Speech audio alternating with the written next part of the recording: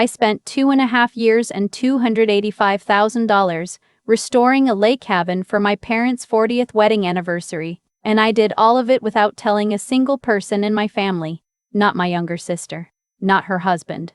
Not the cousins who text in the group chat every Sunday like clockwork. I picked the contractor in March, signed the deed in November, and the morning I drove up to Lake Charlevoix to hand my mother the keys, she met me at the screen door in a robe and slippers, and the first thing she said was, "Honey, your sister's husband is in the kitchen with a man I've never seen before, and they're measuring the countertops. My name is Whitney, I'm 33. I'm an estate attorney in Grand Rapids," which is a polite way of saying I spend my career writing documents that protect people from the people who claim to love them most. I know what a properly drafted trust looks like.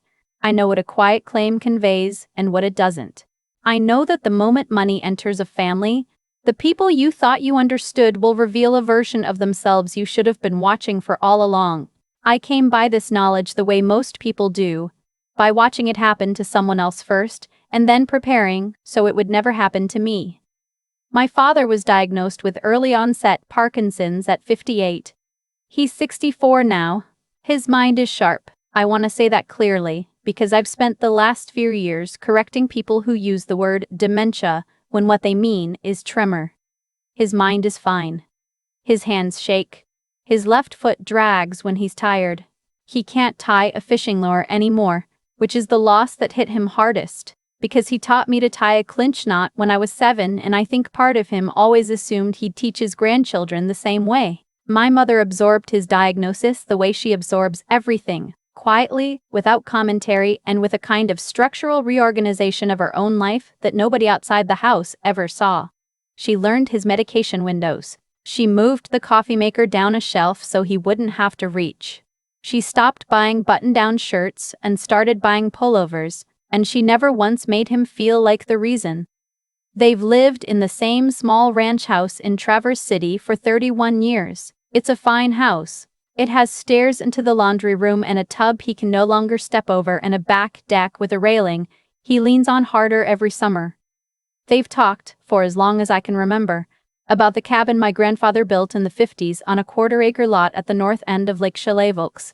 My father grew up summering there. My grandfather left it to my dad in his will, but the cabin had fallen apart by the time it was inherited. The roof was original cedar shake. The plumbing was galvanized steel that had been rusting since the Eisenhower administration. The electrical was knob and tube. My parents talked about fixing it up for 30 years and never did. Money was always pointed somewhere else. My sister's wedding. My college tuition. The roof on the Traverse City house. The first round of my father's medication, which insurance fought for 14 months. I started saving when I was 29. I made a spreadsheet. I named the file Lake Nurse Quote 42 First 17, because that was when I thought I'd be able to afford it, and then a partner at my firm retired and I got promoted faster than I expected, and the timeline moved up. I drove out to the cabin alone in April of last year and walked the property with a contractor named Wes, who'd done 2 trust-funded estate renovations for clients of mine. He didn't say a word for the first 20 minutes. Then he said, "We can save the fireplace and the floor joists. Everything else has to go." I asked him for a number. He gave me a number. I added 15%. I drew up the budget that night in a Hampton Inn off US 31. The renovation took 21 months. I drove up most weekends. I picked the kitchen tile myself because my mother has a very particular eye and would have hated anything trendy. I had the front threshold lowered so my father could walk in without lifting his foot. I had grab bars installed in the bathroom that looked like brass towel rods because I knew he'd never use anything that looked medical. I had the dock rebuilt with a wider walking surface and a railing on one side. I had a chairlift installed on the short flight down to the boathouse, hidden behind a panel that looks like beadboard. The kitchen has a section of counter lowered 4 inches so he can prep a sandwich sitting down on his bad days. The shower is 0 threshold with a teak bench. The whole place is wired for a medical alert system that I pay for monthly under my own name so they'll never see a bill. I put the deed into an irrevocable trust in October. My parents are the sole lifetime beneficiaries. The trust prohibits commercial use of any kind, no short-term rentals, no event hosting, no leasing, without written consent from the trustee, which is me. After their lifetimes, the property passes to a charitable remainder that funds a Parkinson's research foundation at the University of Michigan. I designed it that way on purpose. I love my sister. I do. But I know her husband, and I know what happens to property when there's a clear inheritance path and a son-in-law with opinions. Total cost, including the trust setup, the prepaid property taxes for 10 years, the medical alert subscription, and a household account I funded with another $12,000 for incidentals, $285,642. I have the spreadsheet. I balance it monthly out of habit. Their 40th anniversary was the second weekend in May. I told them I was taking them to dinner at the Boathouse in Boyne City, which is 45 minutes north of Traverse City and is the kind of place my mother loves but would never suggest. I picked them up at 4. My mother had done her hair. My father wore the navy pullover I'd given him for his birthday. I drove past Boyne City. My mother said, "Honey, you missed the exit." And I said, "I know." My father caught my eye in the rearview mirror and didn't say anything. He knew I was up to something. I turned onto the gravel road that leads down to the cabin. My mother said, "Whitney, where are we going?" in the voice she uses when she's trying to keep something steady in her chest. I said, "Mom, just wait." The cabin came into view through the trees, the new cedar siding, the porch light on, the dock just visible at the bottom of the slope. I'd had Wes plant a row of black-eyed Susans along the walk that morning. My mother put both hands over her mouth. My father, who hadn't been to the cabin in 14 years because the last time he'd tried to walk the front steps he'd fallen and broken a finger, sat very still in the passenger seat and didn't blink. "Whose is it?" he said finally. "It's yours, Dad. It's in a trust. Your names are on the deed. Nobody can sell it. Nobody can change it. It's been yours since November. I just didn't tell you." He got out of the car without his cane. I should mention that he didn't take the cane. He walked up the front steps, holding the new railing I'd had installed at the height his neurologist recommended, and he stood on the porch and looked out over the lake for what must have been 3 full minutes. My mother was crying. I was crying. My father turned around and looked at me and said, "I thought this place was gone." "It's not gone, Dad. I thought we'd have to let it go to your sister and them after." "It can't go to them. It can't go to anyone. It can't go to anyone. It's in a trust. It's yours." He nodded once and walked into the cabin without another word. My mother followed him. I stood on the porch and let myself cry for about 30 seconds, and then I went inside and made coffee. Because my mother needed something to do with her hands, and so did I. We spent that weekend together. My mother opened every cabinet twice. My father sat in the front rocker on the porch and watched a heron work the shoreline. On Sunday afternoon, before I left, I sat at the kitchen table with both of them and walked them through the trust documents page by page. I told them the cabin could not be rented, could not be sold, could not be used for commercial purposes by anyone, including me. I told them that if anyone in the family approached them about the property and they felt confused or pressured, they were to call me before agreeing to anything. My father said, "Who in the family would do that?" And I said, "Dad, just promise me." He promised. My mother promised. I drove back to Grand Rapids feeling lighter than I had in 2 years. My mother called my sister that night. I knew she would. I knew she couldn't sit on news that good. I just didn't think about it long enough to ask her not to. My sister is 4 years younger than me. Her name is Brinley. She's a kindergarten teacher and a good one. And for most of our adult lives, we've had the kind of low-friction sister relationship where we don't talk constantly but show up for the things that matter. Her husband is named Tovin. They've been married 6 years. He sells commercial real estate in Petoskey, which I mention only because it becomes relevant. Tovin has always been pleasant to me in the way certain men are pleasant to women. They don't fully respect. Lots of eye contact, lots of using my name in sentences, a lot of opinions about my career that he frames as compliments. I have never liked him. I have also never said so out loud. Because Brinley loves him, and I am not in the business of telling my sister who to love. Brinley called me Tuesday evening. She was warm. She was happy for our parents. She wanted to know if she and Tovin and the kids could drive up that weekend and see the cabin. I said of course. I said I couldn't go up myself because I had a closing on Saturday morning, but I'd let Mom know they were coming. I hung up feeling fine. I had a busy week. I didn't think about it again. Friday morning at 6:47, my father left me a voicemail. I was on the treadmill. I didn't see it until I got to the office at 8:15. His voice was careful in the way it gets when he's trying not to scare me. Whitney. Honey. Your sister and Tovin are here.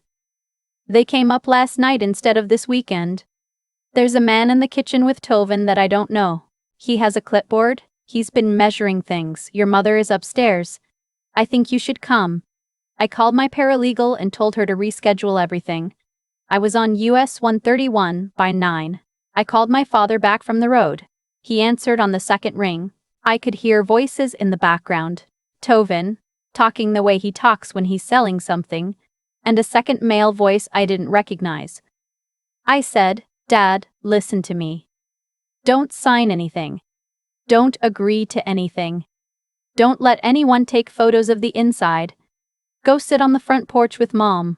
Tell them you're tired. I'll be there in 3 hours. Whitney, Dad, please. Okay, honey. I made it in 2 hours and 40 minutes. I have never driven that stretch of highway faster, and I'm not proud of it. I pulled into the gravel drive at 11:30. Tovin's truck was there. A white Ford F-150 I didn't recognize was parked next to it, with the rear gate down and a measuring laser on the tailgate. My mother was sitting in the front rocker on the porch with a cup of coffee in her hands, and her eyes were red. My father was standing next to her with one hand on the railing. He saw me get out of the car, and the relief on his face is something I'm going to carry for the rest of my life. I walked up the steps. I kissed my mother on the top of her head. I said, Where are they? Kitchen, she said. I walked through the front room and into the kitchen. Tovin was standing at the lowered counter section, the one I'd had installed for my father, with a tape measure extended across it. The other man, who was maybe 40, was crouched by the back door, making notes on a clipboard. They both looked up when I came in. Tovin smiled the way he always smiled at me, big and warm, like we were about to have a great conversation. Whitney! We didn't know you were coming. I bet. Brinley came in from the back porch holding her phone. She'd been on a call. She stopped when she saw me. The man with the clipboard stood up and looked at Tovin, waiting for a cue. I said, Who is this? Tovin said, This is Reed. He's with the property management company I've been talking to. He's just doing a walkthrough. It's no big deal. A walkthrough for what? For the listing. Whit, can we sit down and talk about this? I think there's been some miscommunication about what this property could be. I looked at Brinley. She wouldn't meet my eyes. I looked at Reed, who was holding his clipboard against his chest like a shield. I said, Reed. I'm Whitney. I'm the trustee of the trust that owns this property. I need you to leave, right now. You can leave the clipboard or you can take it. I don't care. But you need to be off this property in the next 60 seconds or I'm calling the sheriff. He looked at Tovin. Tovin said, Hold on, Whitney, that's not necessary. 60 seconds, Reed. Reed took the clipboard. He walked out the back door without looking at anyone. I heard his truck start a moment later. The gravel crunched. He was gone. Tovin laughed. He was gone. Tovin laughed. It was the wrong laugh. He said, Come on. You didn't have to do that. He drove an hour and a half from Charlevoix. I said, Brinley. Sit down. Tovin. Sit down, both of you. At this table. Now, both of you. At this table. Now. They sat. I didn't sit. I walked out to my car and got my briefcase, which I had packed before I left Grand Rapids that morning, because I am my mother's daughter and I prepare. I came back into the kitchen. I set the briefcase on the lowered counter section. I opened it. I took out the first document. This is the recorded deed for this property. It was recorded with the Charlevoix County Register of Deeds on November 14th of last year. The property is held by the Whitney L. Holloway Family Trust. My parents are the sole lifetime beneficiaries. Read the second paragraph. I slid it across the table to Tovin. He read it. His jaw moved. This is the trust instrument. Section 4, subsection C, prohibits any commercial use of the property, including short-term rentals, vacation leasing, event hosting, or any form of monetized occupancy without written consent of the trustee. I'm the trustee. I have not given consent. I will not give consent. The trust is irrevocable. The language is settled. I slid the second document across. Brinley had started crying. I didn't look at her. This is a legal opinion from Pellinger Coyne, an estate firm in Lansing I consulted before I drafted the trust. It confirms the trust structure is valid under Michigan law, properly recorded, and not subject to challenge by anyone who is not a beneficiary. That means anyone in this room except my mother and father. Third document. This is a screenshot of a draft listing for this property on a vacation rental platform. The listing was uploaded at 6:14 this morning. The host account is registered to Tovin Mark Properties LLC, with a billing address that matches your office in Petoskey. The photos used were taken from the front porch and the dock and the back of the property on April 22nd. That's 3 weeks ago. That's before my parents had even seen this house. I submitted a fraud report to the platform's trust and safety team at 8:40 this morning, citing misrepresentation of ownership and unauthorized use of the property. The listing was taken down at 10:06. I have screenshots of the takedown notification. Tovin's face had gone gray. Brinley said, "Tovin, what is she talking about?" She said it quietly. He didn't answer her. Fourth document. This is the Charlevoix County Ordinance governing short-term rentals in the zoning district. Operating a short-term rental in this district requires a special use permit, a current safety inspection, a posted occupancy limit, and proof of insurance. There is no permit on file for this address because no application has ever been filed. The fine for unpermitted operation is up to $7,500 per violation, per day. The county takes this seriously because they had a fatal fire in an unpermitted rental 2 years ago. I have the case number if you'd like. Fifth document. This is a cease and desist letter addressed jointly to Tovin Marek and Brinley Marek. It was drafted this morning by my colleague at my firm. It puts you on formal notice that any further attempt to list, market, photograph, advertise, solicit clients for, or otherwise commercially exploit this property, or to misrepresent ownership to any third party including but not limited to property management companies, rental platforms, or potential renters, will be treated as tortious interference with the trust and as fraud, and will be pursued through civil litigation. I have signed copies. One is for each of you. The original is with my office. I closed the briefcase. The kitchen was very quiet. My mother had come in from the porch and was standing in the doorway with her hand on my father's arm. I hadn't heard them come in. I don't know how long they'd been there. Tovin said, "Whitney, listen, this was a misunderstanding. I was trying to think long-term. The income potential here is significant. We're talking $45,000 a season, easily, conservatively, $60 if we list it for corporate retreats. I was going to bring it to you. I just wanted to have the numbers first." I said, "You uploaded the listing 3 weeks ago. It was a draft. You scheduled a property management walkthrough to get a quote. You did this before my parents had spent a single night in this house." He didn't answer. I said, "Brinley, look at me." She looked up. Her mascara was a mess. "Did you know about the listing?" She shook her head. "I knew he'd been talking to someone about rental potential. I didn't know he'd uploaded anything. I swear to God, Whitney, I didn't know he'd uploaded anything." I believed her. I did. I still do. Brinley has a lot of flaws, but she's a bad liar, and her face was the wrong color for someone who'd planned this. I said, "Okay, then here's what's happening. Both of you are leaving, right now. You can come back to this property when my parents invite you, not when Tovin invites himself. Not when anyone in the extended family invites you. When Mom or Dad picks up the phone and says, 'Brinley, come up for the weekend,' you can come up for the weekend. Until then, this driveway is closed to you. If you set foot on this property without their invitation, I will file for a no trespass order with the Charlevoix County Sheriff and I will win, because the property is held in a trust to which you have no claim. Do you understand me?" Brinley nodded. Tovin said, Brinley nodded. Tovin said, "Whitney, this is insane." "We're family," I said. "You drove up here without telling them. You brought a stranger into their kitchen. You measured my father's accessibility counter to figure out if it would hurt your rental income. You did this before they had unpacked. You don't get to use the word family right now. Get out." They got out. Brinley cried in the driveway for a long time. Tovin made 2 phone calls in his truck before he started the engine. I watched them through the kitchen window with my arms crossed. When the truck finally pulled out of the gravel and turned onto the county road, my mother sat down at the kitchen table and put her face in her hands. "Mom." I told her about the cabin, Whitney. I told her on Monday. "I'm so sorry. Mom. It's not your fault. You did nothing wrong. You were happy, you told your daughter. That's a normal thing to do. I should have called you first.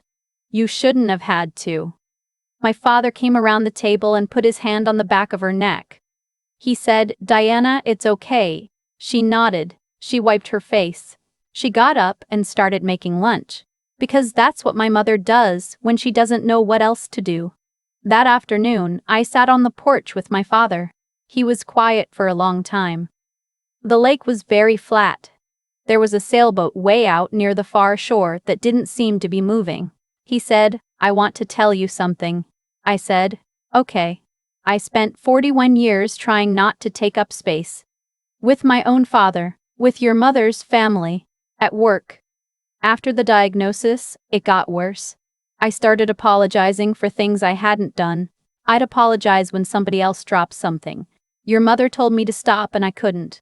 It was like a tic. I just kept saying sorry, sorry, sorry. Dad. Today when you put those papers on the table, I realized I'd never seen anybody do that for me. Stand in front of something that was mine and tell another person they couldn't have it. I didn't know it was allowed. I'm 64, and I didn't know that was something you were allowed to do. I didn't say anything. There wasn't anything to say. He said, "Thank you, honey." I cried again. I'm not someone who cries easily. I cried 3 times that day. The 3rd time was on the dock that evening, alone with my feet in the water. Brinley called me 12 days later. She was at home. Tovin wasn't there. She asked if she could drive over to Grand Rapids that weekend. She came on Saturday. She sat on my couch and told me she'd found in a folder on Tovin's home office desk a business plan he put together 6 months ago for what he called the Holloway Property Project. It assumed he'd be able to convince my parents to deed the cabin to my sister as a joint asset after I'd paid for the renovation. The plan projected $52,000 in rental income the first year and a refinance off the appreciated value in year 3. He hadn't told her any of it. She didn't know how long she'd been married to a man who'd been planning around her family's grief. She didn't know what to do. I'm not going to write about the rest of that conversation. It belongs to her. I will say that Brinley filed for separation 8 months later. I will say that she has been up to the cabin twice since then, both times invited by my mother, both times without him. I will say that my parents spent their first full summer in the cabin last year and that my father caught a smallmouth bass off the new dock in July and that my mother sent me a picture of him holding it that I have set as my phone background. About 3 weeks after the kitchen confrontation, a man in a polo shirt knocked on the cabin door holding a folder that he said was a signed rental management agreement. My father, who had been told what to do if anything like this ever happened, told the man to wait on the porch and shut the door and locked it. Then he went to the kitchen tablet and opened the camera app I'd installed during the renovation. He watched the man on the porch from inside the kitchen. He called me. I was in a deposition. I stepped out. I texted Tovin, a still frame from the camera feed and the words, "I am watching this in real time. The property is on a trespass watch with the county sheriff. I suggest your contact leave before the deputy arrives." Tovin texted back 4 minutes later, "Wrong address, my mistake." The man left. The deputy got there 14 minutes after I called the non-emergency line. I had her file a report anyway. I wanted a paper trail. The civil suit against Tovin's LLC for tortious interference with the trust and fraudulent misrepresentation of ownership settled in November for $41,000 and a permanent agreement that he will not, under any circumstance, set foot on the property or use its name in any commercial context for the rest of his natural life. The check cleared. I deposited it into a side account that will pay for my father's neurologist visits for the next 6 years. I don't talk about any of this in the family. I don't post about it. I don't bring it up at Thanksgiving. My aunts know the rough outline because gossip is a force of nature, but I don't confirm or deny. My mother and I have a code. When she says the project is going well on the phone, she means nothing has happened. When she says I had an interesting week, I drive up. I want to say one last thing. For a long time, I thought love and protection were the same thing. I thought that if you loved someone enough, you would never need to draw a line. That the love would be so obvious and so total that no one would ever try to take advantage of the person you'd built it for. I was wrong about that. Love doesn't protect anything on its own. Love is the reason you build the thing, the structure around it, the deed, the trust, the locked door, the willingness to embarrass your sister's husband in your mother's kitchen on a Friday morning. That's what protects it. Without the structure, love just sits there. It doesn't stop anyone. If you're listening to this and you've built something for someone you love, and you can feel another person in your life starting to circle it, asking the wrong kind of questions, suggesting helpful little improvements, pay attention to that feeling. It isn't paranoia. It isn't ungrateful. It isn't a failure of family. It's the part of you that knows the difference between a gift and an opening, and it deserves to be listened to. My father is on the porch right now. I drove up last night. My mother is making blueberry pancakes. The lake is doing the thing it does in the morning where the surface looks like hammered tin. My father is wearing the navy pullover. He's tying a clinch knot slowly with his shaking hands because my cousin's son is coming up next weekend and he wants to teach him. Nobody is taking this from him. Not while I'm alive. I've thought a lot, in the months since that Friday in May, about what actually happened in my mother's kitchen, not the legal part. The human part.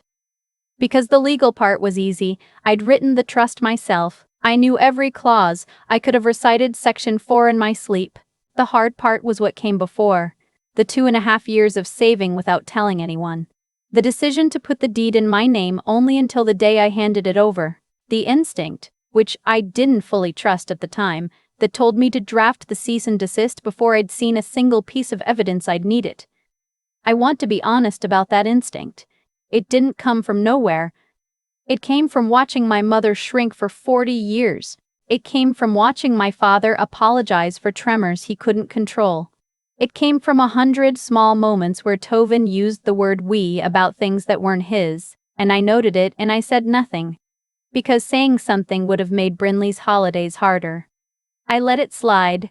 I told myself I was being generous. What I was actually being was unprepared. Here is what I believe now. Love is not a substitute for structure. If you love someone, really love them, the way I love my parents, the way my mother loves my father, you do not get to skip the part where you build something around that love that can hold up under pressure. You can be the warmest person in the world and still watch what you built get pulled apart by a son-in-law with a spreadsheet, because warmth doesn't stop spreadsheets. Documents stop spreadsheets. Recorded deeds stop spreadsheets. The willingness to say no in a room full of people who love you stops spreadsheets. The reason I was able to defend that cabin is not because I'm smart. A lot of people are smart. The reason is that I did the boring work for 2.5 years when nobody was watching. I read trust law on weekends. I asked questions of estate attorneys I respected. I prepared for a confrontation I genuinely hoped would never happen, and when it happened anyway, I wasn't surprised, because I'd already lived through it 40 times in my head. If you take anything from the story, take this. The people who matter to you deserve more than your feelings about them. They deserve your preparation. They deserve the version of you that does the work nobody will ever thank you for. The work that only matters if something goes wrong.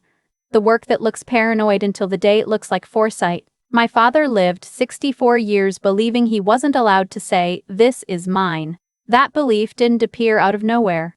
It was built, slowly, by 1,000 small surrenders.